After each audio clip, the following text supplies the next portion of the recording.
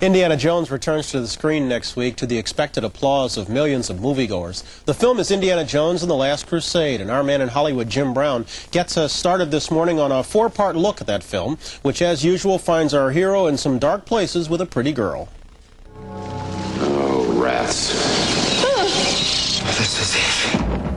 Look, the shield is the second marker. We found it.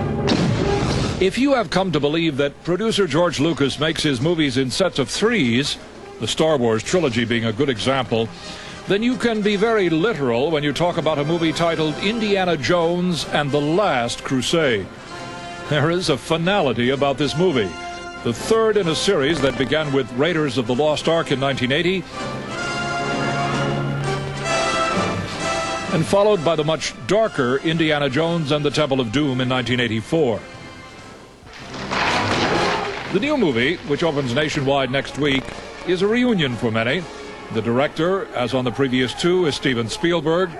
The title role is played, of course, by Harrison Ford. Returning colorful associates include John Rhys Davies and Denholm Elliott. And because it is still set in the 1930s, the villains again are the Nazis. Nazis. I hate these guys. But there are some new characters. The female interest is English actress Alison Doody, and River Phoenix plays the youthful Indiana Jones in the opening sequences, scenes which help to explain why Ford's Indiana Jones is the way he is. And then, in a marvelous bit of casting, Sean Connery is on hand to play Indy's father. Junior? Don't call me that, please. I enjoyed working with Sean enormously. He's quick and facile, and he has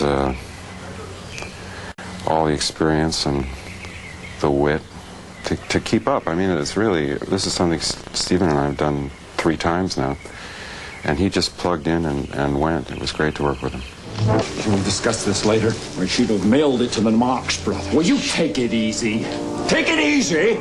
Why do you think I sent it home in the first place? So it wouldn't fall into their hands. I came here to save you. Oh, yeah?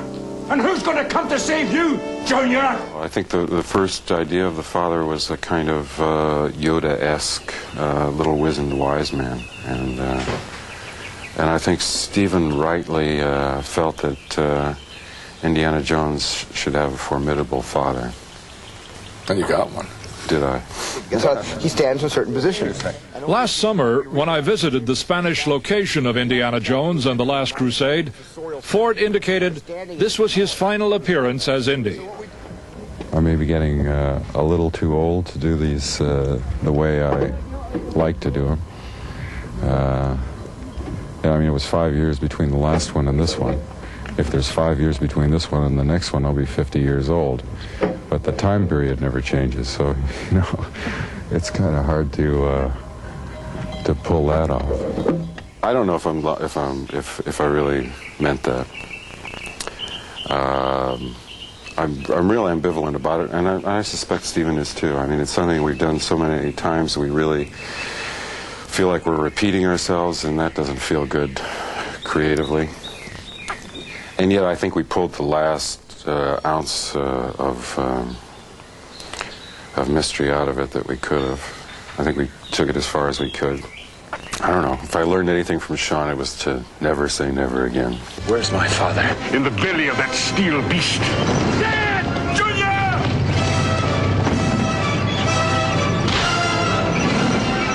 You call this archaeology? Get out of there, Dad! Tomorrow, when we continue this report on Indiana Jones and the Last Crusade, we'll come here to the southern coast of Spain, alongside the Mediterranean. And we'll talk to the actor who plays Indy's father, Sean Connery. It's been called a brilliant piece of casting. For today, Jim Brown, NBC News, Marbella. A week-long look at the new Indiana Jones movie this morning turns to co-star Sean Connery. Our man in Hollywood, Jim Brown, went over to southern Spain to catch up with Connery, who's made a smooth transition from James Bond to Indy's father. Our situation has not improved. Dad! Junior! The choice of Sean Connery to play Indiana Jones' father in the latest adventure of the popular movie character is about as perfect a piece of casting as can be. The quest for the Grail is not archaeology. It's a race against evil. Germany has declared war on the Jones boys. Like Connery's Oscar-winning portrayal of a seasoned street cop in The Untouchables, Indy's father is also a perfect blending of actor and role. Home for Sean Connery is here on the southern coast near Marbella and the so-called jet-set marina known as Puerto Banús. It is where some of the most luxurious yachts in the world are berthed. For Connery, his home is a jumping-off place to the cultures that surround the Mediterranean. Well, from here it's 40 minutes to Algeciras, and you get a boat there, and you're in Morocco's only 22 miles across. Connery was director Steven Spielberg's first choice to play Indy's father, although Connery's initial look at the script was less than enthusiastic. I was rather disappointed. Anyway, when I voiced my reservations about it, Steven was, I think, a bit surprised. My reservations at the beginning were mainly to get a clearer picture of where we're going with this character and this father figure. I liked the idea of him being more like Sir Richard Burton, the explorer, that type, much more active and an academic to begin, and then becoming, then you realize what the genes were that produced this Indiana Jones. And so you get the mixture of the action man with the academic, but still very much a Victorian father. The fort's on fire. He's got scale, and that's what I think that captures an audience for this kind of story. And that's what the Bond films had too. The father of Indiana Jones in some way could be a Bondian character because of they're always in terrible situations. They always have to be resolved with some inventive, humorous action. That's the only solution they ever have, whether it's jumping into a plane and the guy says he can fly one, he doesn't know how to land it, you know. Yeah, it's very Bondian. Harrison Ford and director Steven Spielberg have known each other for years in the so-called Hollywood film community, and Last Crusade is their third outing as star and director. But it is Sean Connery's first movie with either man. In fact, he only met the pair just before shooting began. Nevertheless, the chemistry between Ford and Connery is there, and Spielberg took advantage of it. He's very exciting to work with, Steven. He's always got lots and lots of visual ideas, and I always have plenty of ideas too, and Harrison's the same. And to give an example, Steven was covering it with a close-up and a close-up, and then the timing of a scene invariably found it worked better in the two-shot with the two heads to get the byplay of the two characters, and in many sequences you'll see that.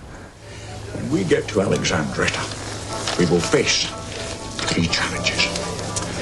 First, the breath of God. Only the penitent man will pass. Second, the word of God. Only in the footsteps of God will he proceed. Third, the path of God. Only in the leap from the lion's head will he prove his worth. What does that mean? I don't know. We'll find out.